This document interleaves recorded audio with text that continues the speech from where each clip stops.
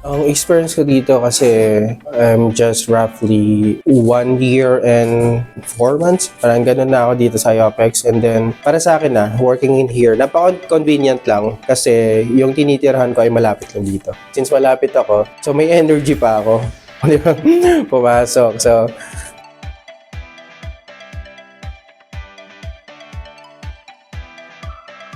kagandahan dito kapag nagsimula kayo lahat sa scratch kasi nung nagsimula kami, wala kaming alam Tapos pioneer yung account. And then, ang ginawa namin, nagtulong-tulong kami since pioneer yung account namin. So, basically, kung sino nag-start, and kami pa rin yung magkakasama. So, yung friendship, yung camaraderie, nabuo na doon.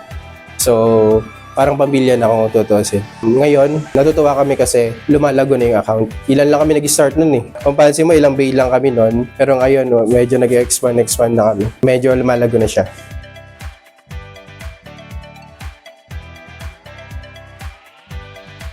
Kagandahan nga yung ngayon din sa track time natin.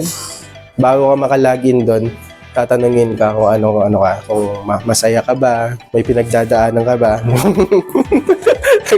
Yun nga doon yung purpose nun. Kasi nung una, hindi kasi nila sinabi, hindi namin alam din. Pero may pala daw yan. Doon mo manalaman na kung ano yung nararamdaman ng kliyente mo. Bilang isang manager, yun ang way mo para i-approach siya, kamusta ka ngayon? Nakita ko yung yung emotions mo, parang ganun. So, it's a good thing na pwede mo silang topikin, pwede mo silang kausapin kaagad. Kung may problema ba sila, may pinagdadaanan ba sila, kung may mga struggles ba sila ngayon. At least, kahit paano, proactive ka, di ba? Tatanungin yung ahente mo.